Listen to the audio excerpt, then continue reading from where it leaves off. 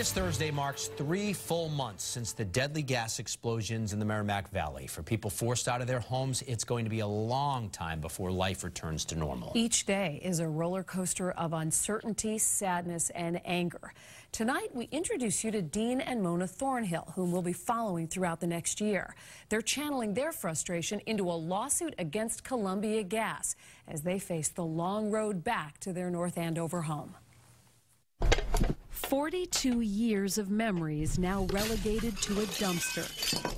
Items that escaped the flames at the East Water Street home, but were damaged beyond repair by smoke and water. 42 years, you bring something into your house, 85% of that, we can't use. Be careful. Dean Thornhill was home when the gas ignited in his basement. And this entire area was one big gas flame. When I said the basement was engulfed, I knew there was nothing I could do. But that wasn't his biggest concern. We had 4 children in the back that we had to get out of here. 4 children in the home daycare with his wife, Mona. I'm thinking it's going to explode. How hard was it to keep your composure? Oh, my God. You had to be strong for the kids. It would be hours before the Thornhills would learn they were victims of the biggest natural gas disaster in state history. Do you have any idea how soon you'll be able to get back into your house? We're hoping a year. Still, the Thornhills consider themselves lucky. We have a roof over our head. We have heat. We're alive. Yeah, we're alive. We got the children out, which I have nightmares about that. The daycare is now eerily quiet, frozen.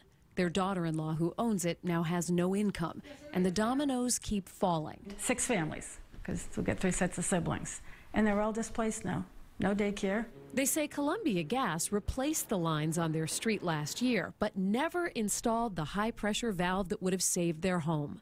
If a group of people came into the Merrimack Valley and set a bunch of houses on fire, right, our government would have those people arrested. And they basically got away with it. But you hope to hold them accountable. Oh, yes. They're suing Columbia Gas and calling on the executives to resign. How did you decide that it was worth pursuing a lawsuit? When they said it was an inconvenient incident, a young man died. I've never sued anybody. Never thought I would. They deserve it. That's how you been.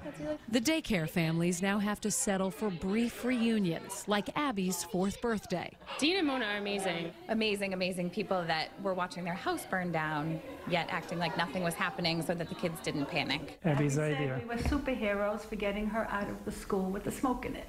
A gift of superhero capes, and more recently, a Christmas tree. We always had a tree, and I didn't want this incident to change that.